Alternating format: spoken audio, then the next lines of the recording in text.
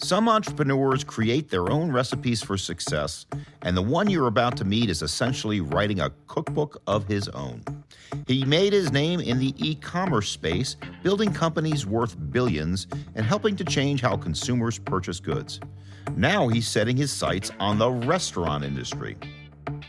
On this episode, a serial entrepreneur reveals the secret ingredients of his newest venture, a mix of tech, logistics, real estate, and, of course, food.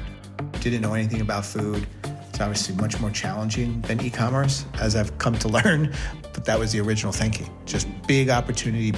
That's Marc Lore, who built startup success stories such as diapers.com, which was sold to Amazon for $550 million, and Jet.com, which was sold to Walmart for $3.3 billion.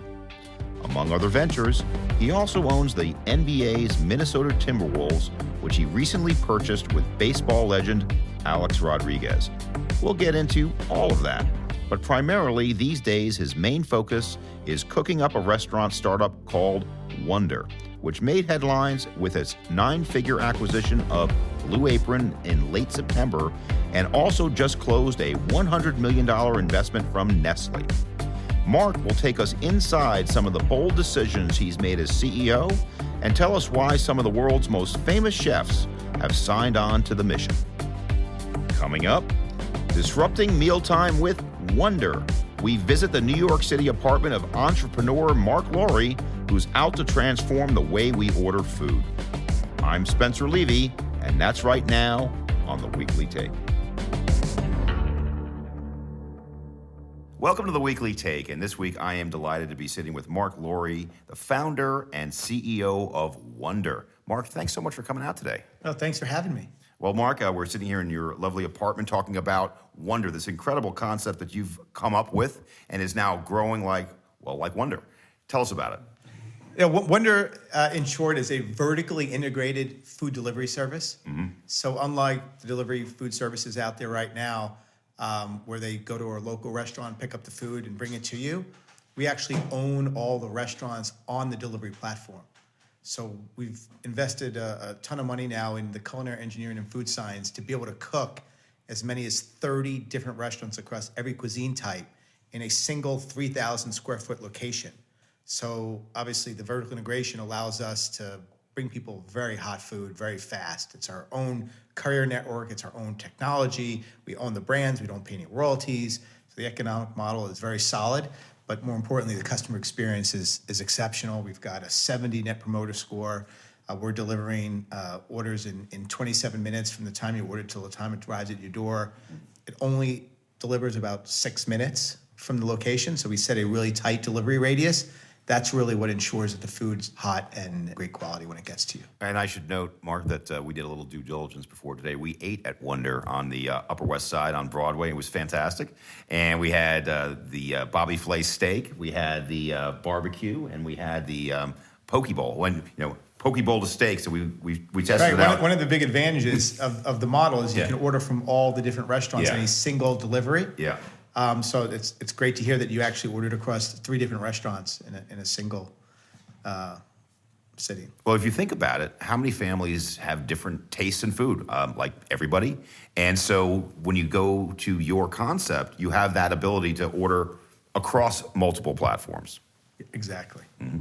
So tell us how you came up with this idea. I've been in e-commerce for a long time, had a couple of successful exits, and was the CEO of Walmart e-commerce, and just been a long time, chasing Amazon and watching what they did to retail, beginning in the late 90s and through the next couple decades. And really wanted to think about, was there an opportunity like that? Was there a big multi-trillion-dollar market still left that was ripe for technological disruption? And the restaurant space just notoriously has not invested a lot in technology. If you look at kitchens, they don't look that different now than they did 100 years ago. And at the same time, over the last 10 years, you had food delivery exploding. The younger generations are willing to pay a big price for convenience and want to cook a lot less than previous generations. So the delivery market has boomed to about $100 billion today just in the US, going to $500 billion over the next 13 years. And all with, I would say, arguably not the best customer experience, just in terms of the food quality, the heat on the food, and just the customer service in general. Like the net promoter scores are not great, and it reminded me a lot of early days of e-commerce, when you had marketplaces, and then Amazon, disrupted it with a complete upgrade of the experience by owning the first party and owning the customer experience end to end, and just thought, like, is there an opportunity to do that in food? Didn't know anything about food. It's obviously much more challenging than e-commerce, as I've come to learn, but that was the original thinking. Just big opportunity, big TAM, growing market in food delivery, and how do we disrupt the market with a robust end-to-end first-party experience? So given your background, this is, even though this is primarily a real estate podcast, this is a tech story. You agree? Absolutely, yeah. Yeah, I mean, we are a food tech company. We've invested a lot in technology. We built all the kitchen software, all the courier software, their own couriers, all the food manufacturing software, the logistics software, all the machine learning we do on forecasting and all that. I mean, it looks very much like a tech company as much as it does a food company. And I know, in addition to us eating at the location today, we also saw the back of the house. And I thought the back of the house was pretty incredible, how you had something like 15 or 20 restaurants, and each of them had their own way of being prepared. You have the food that comes from, I think you have a preparation place, and is it Parsippany, New Jersey, is where you In Cranford. Cranford, New Jersey? We have a few places, but that's the biggest one. And so just walk us through the process of how you go from your distribution center, which does the initial prep, to the customer's plate. Yeah, the ability to cook 20, 30 restaurants in this really small space, it requires that there's some significant prep work happening far from the customer. And so we opened up a big food manufacturing facility / commissary where we par cook, sous vide the food, and we, using food science, are able to preserve the food fresh for somewhere between 6 and 13 days, depending on the meal. That fresh food gets then sent to the location close to the customer, and the goal is that everything that comes in there can be cooked with very lightly trained labor in sub 5 minutes. Almost everything cooks in less than 5 minutes. Everything from a Bobby Flay steak to pizza, burgers, barbecue, chicken, fish. It's all meant to be cooked very fast with light labor, meaning it's consistent, and that was the key. If we wanted to be able to scale this to thousands of locations across the country, we couldn't rely on labor to make sure it's consistent. It had to be sort of very easy to cook. And so we spent a lot of time and money and many years doing that. And we got it to the point now where all 30 restaurants can cook on just 3 pieces of all electric equipment. We kept trying to figure out how do we cook this using just these 3 pieces of equipment, and we're finally there, years and hundreds of $millions later. But it was a lot of innovation that went into that. We don't have any hoods or gas. It doesn't look like a typical kitchen from that standpoint. And in the next 2 months, we're launching a complete upgrade to the kitchen. We're calling Kitchen 4.0, which has got conveyors and a lot more automation. And I think that's going to take us to another level. And then we'll just keep iterating from there, seeing how far we can push throughput and speed and accuracy. Let's go back to the origin story a little bit of Wonder. I understand you started actually in trucks, trying to deliver this same concept, but you've recently, or relatively recently, shifted to bricks and mortar real estate. Tell us about that evolution from trucks to bricks and mortar real estate. Yeah, I think the first party experience, originally the thinking was the best way to improve speed, quality, and heat is to cook the food right outside somebody's home. So we had these Mercedes Sprinter vans, and we put these 3 pieces of equipment I'm talking about in the back of a Mercedes Sprinter van. And because it was meant to be cooked with lightly trained labor, we actually had the driver do the cooking. So they would just drive to the house and then in a very quick 5 to 10 minutes, turn around the entire order and bring it to people's doors hot.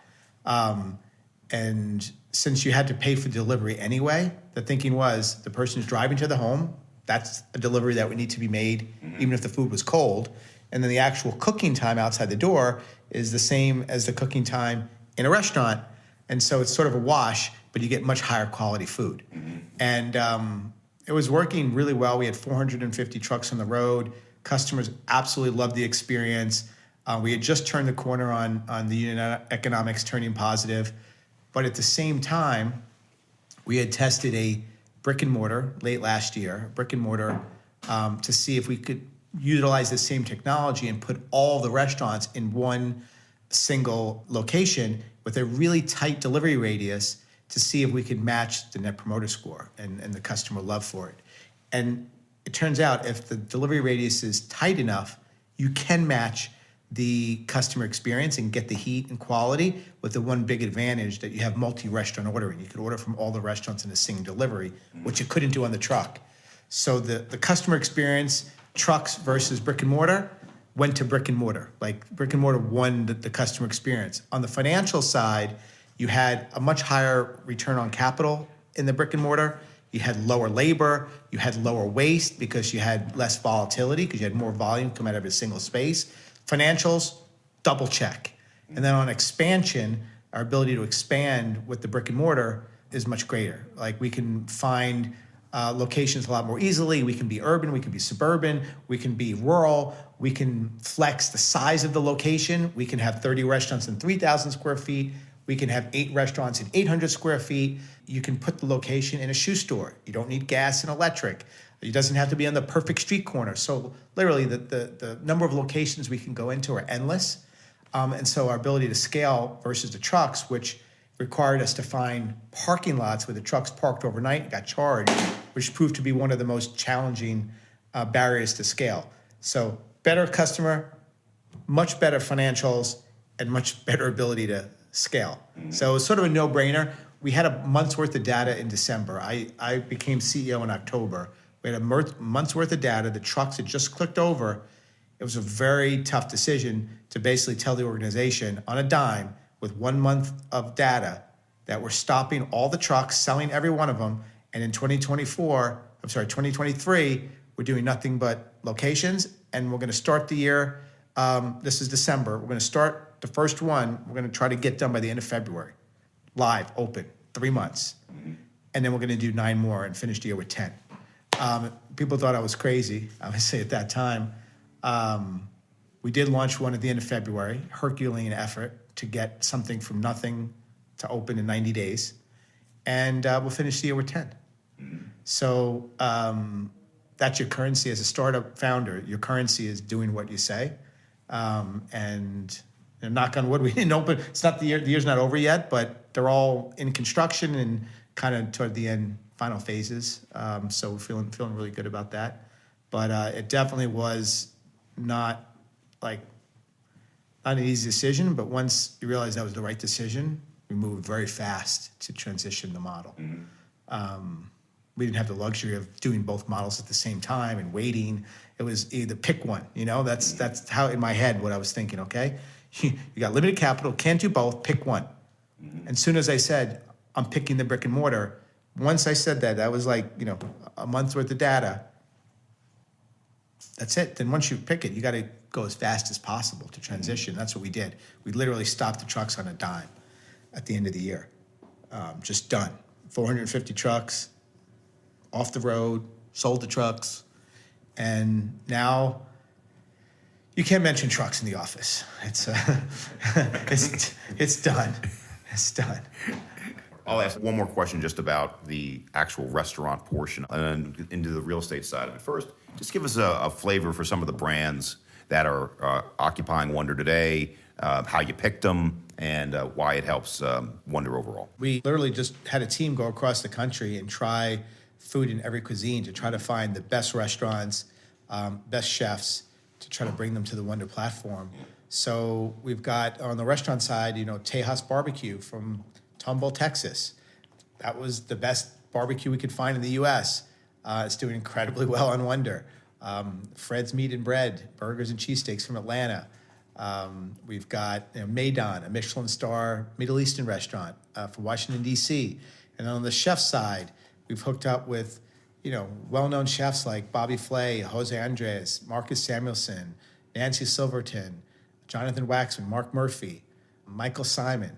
We've got an incredible roster of chefs and restaurants. We've got Fast Fine, as I mentioned before, which is sort of like more higher end restaurants, but we've also got great fast casual restaurants. We've got the fast casual Mexican. We've got a fried chicken concept, a burger concept. a salad concept. It's really the combination of the fast casual and also fast fine in one place. And speaking of that place, the place that we went to was in a dense residential neighborhood. Are you going to stick to that type of location? Or, because where I'm really going with this is the entire office market is being disrupted right now, and people don't know where to go to lunch. People don't come into the office. So are you going to stick to the residential areas, or are you going to go into some of the business districts as well? Both, yeah. We have a model that basically predicts what the revenue is in a particular area within the appropriate delivery radius. And then we work backwards. Depending on the revenue, we'll figure out what size we can put in there. There's 5 different sizes. We call it D1 is the smallest, D5 is the biggest, and we just figure out, based on the revenue projection, what size we put in. So there could be an office park, we run the model, and it says just in this park right here within 5 minutes, it's $5 million in revenue is the projection. Great, we'll put a D2. That's kind of the way we're thinking about it. Our model right now shows that we could have 7,500 locations in the US where this model would work. And we feel pretty good about that. And then in the future, as the market grows, there could be more locations, but that's kind of what the model would spit out today. And just rough numbers, D1 is how big and D5 is how big? So D1 is call it 2 million, and D5 call it 10 million. So there's 2 million, 4 million, 6 million, 8 million, 10 million. Those are the conservative side of what the estimate is. We tend to build them about 10% smaller than what we really expect. So like the 10, we think we'll do 11, but we'll build it to 10 so that we get a good return on CapEx. But that's kind of roughly the size. Like all the ones in Manhattan, they're all D5s. They're all $10 million locations. Our first 2 locations, well, the first one in New York City is already over 5 million. It opened in February. And the one in New Jersey is over 4 million. It opened in June.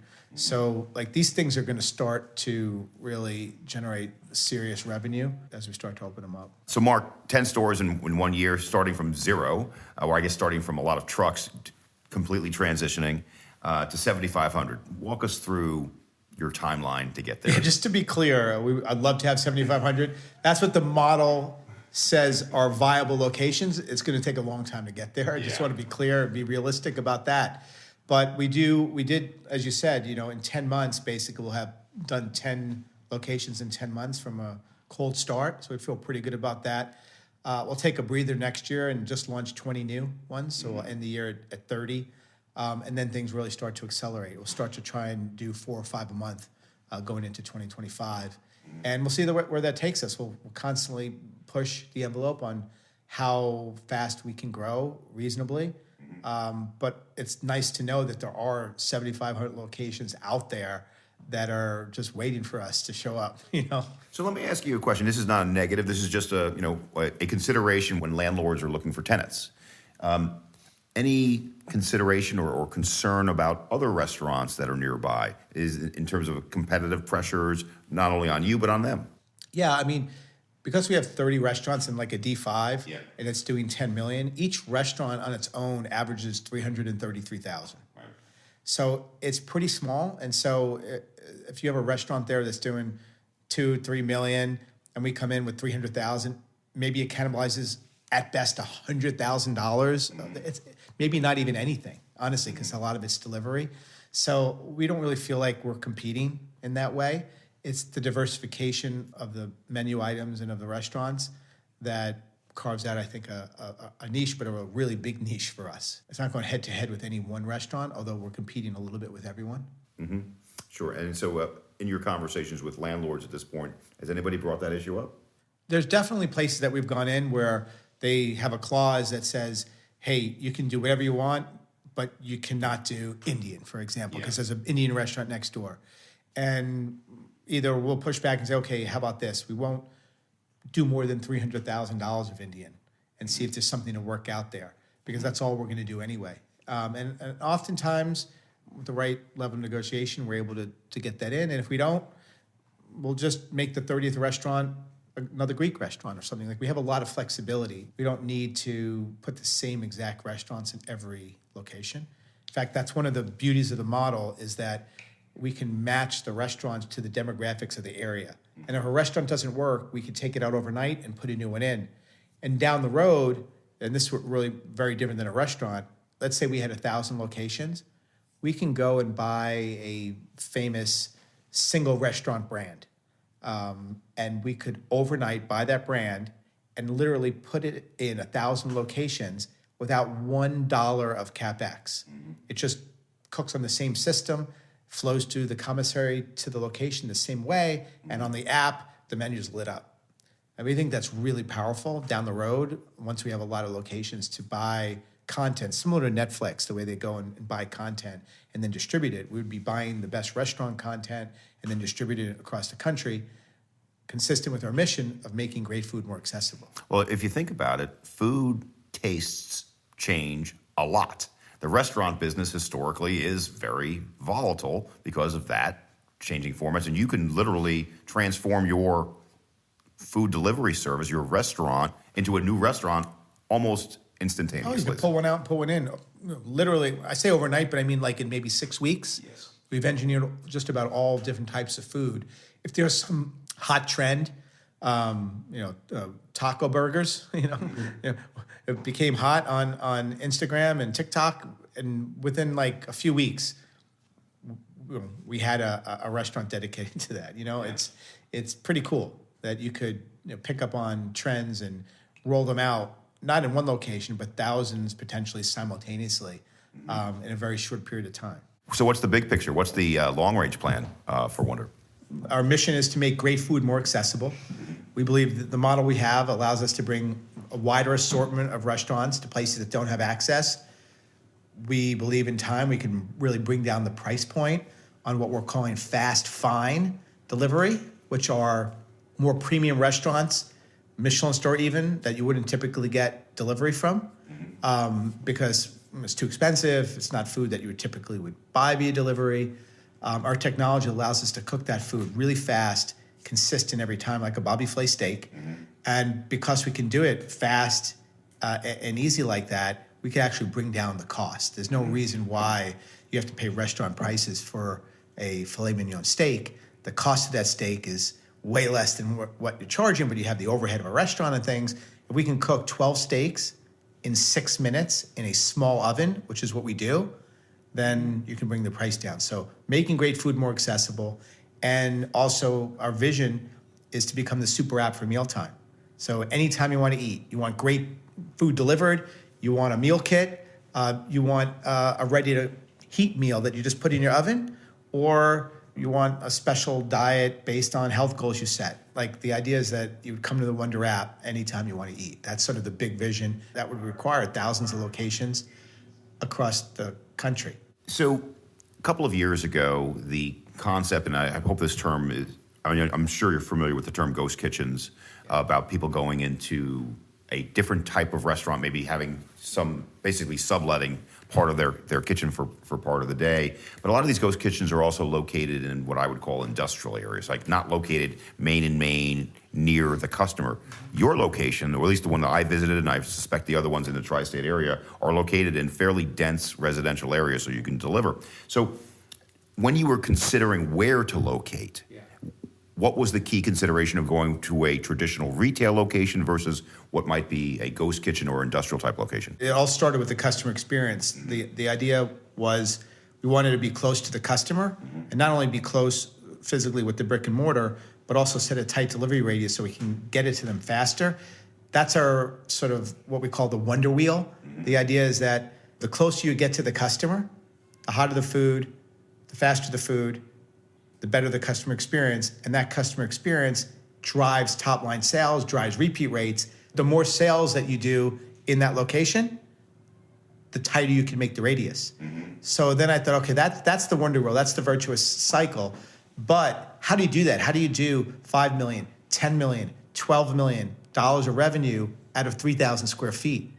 It requires first to have the breadth of assortment to get to those revenue numbers from a demand perspective, 30 restaurants. Then how do you cook 30 restaurants in 3,000 square feet? You have to invest hundreds of millions into culinary engineering and food science to be able to cook this food really fast with light labor in a small space. So those are the requirements. But compared to a ghost kitchen, there's basically 5, I would say, big buckets that would define ghost kitchen or what we're doing. 3 is sort of like table stakes, and then 2 are sort of more special. On the 3 table stakes, and there are ghost kitchens that have 1, 2, maybe 3, but not all 5. On the 3 sort of more straightforward ones, it is, do you have your own app, and is it your customer relationship, or are you using third-party delivery aggregators to deliver it? A lot of ghost kitchens use the 3P. We use 3P, but very little. Like more than 85% of our sales come through our own app. That's check 1. Do you do your own delivery, or do you rely on someone else to do the delivery for you? We do our own delivery.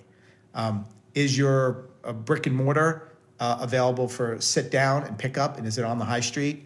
Check those 3 things. If you do all 3, you're a pretty darn good ghost kitchen.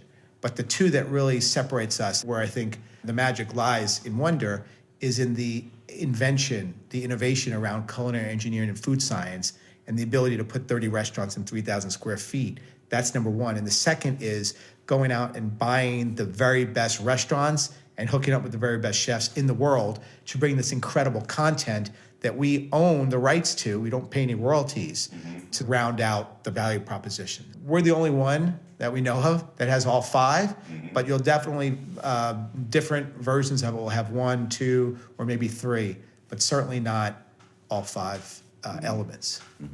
Well, given your backstory, well before Wonder and your first company, which you sold to Amazon, you had Jet.com, which sold to Walmart.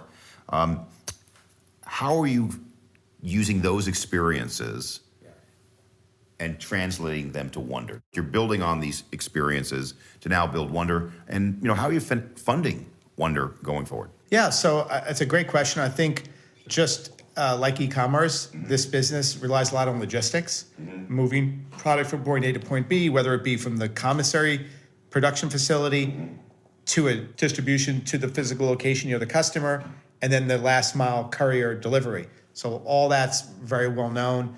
Using robotics and AI inside of the kitchen is something that we use inside of the fulfillment center. We're sort of creating the kitchen to look more like a micro fulfillment center, especially in the 4.0 design I mentioned that's hitting in 2 months.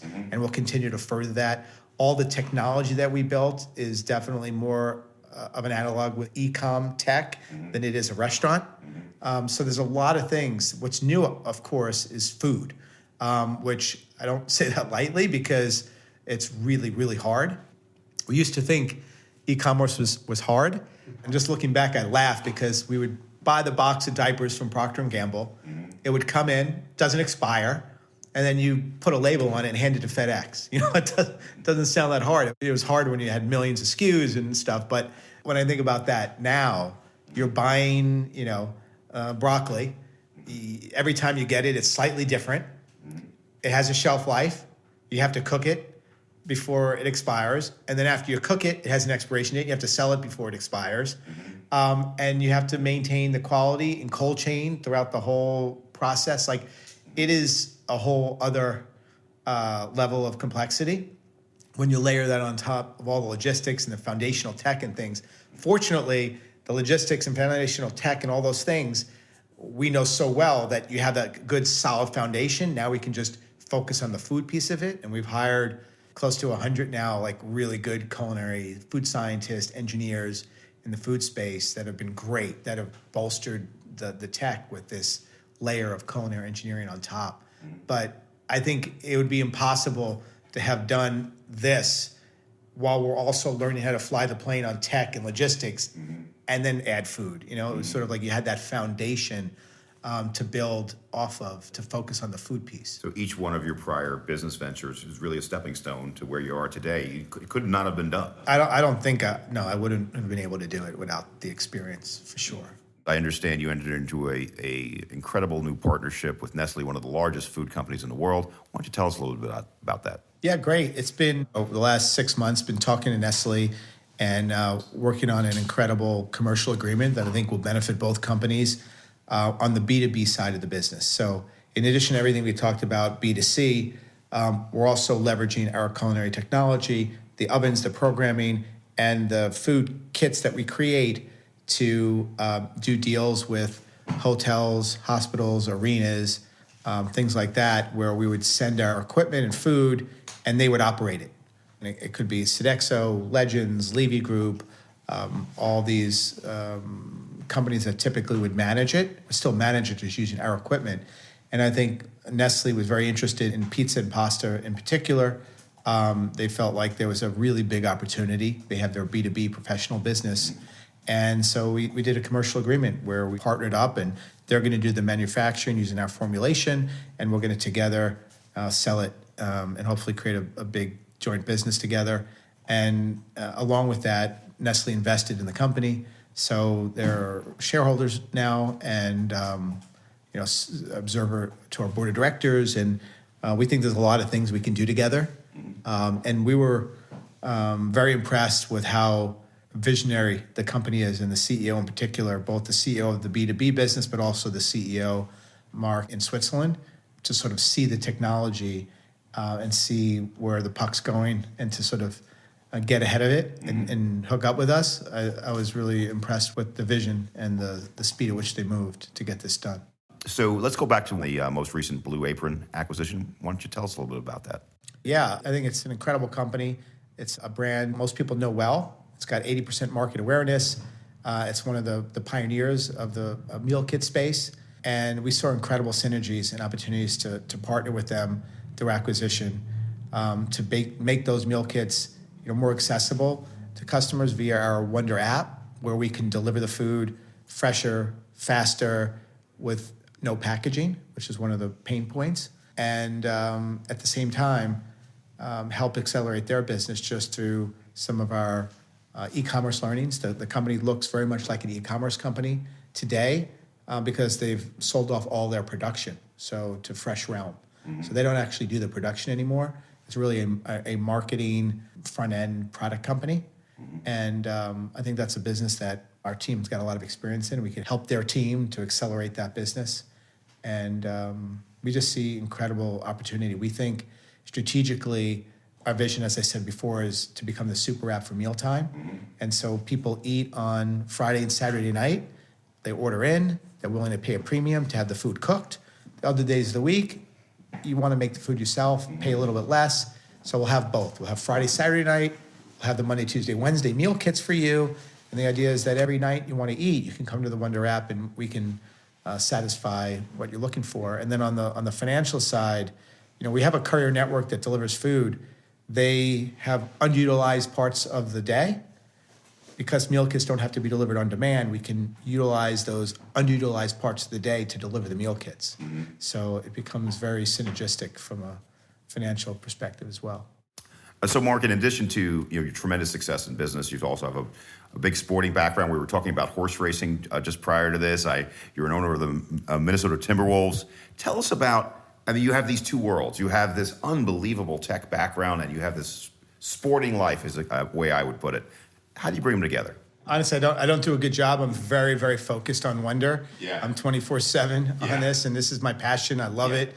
The Timberwolves Lynx was a childhood dream. I grew up in Staten Island, New York, playing sports, watching sports, huge Knicks fan growing up.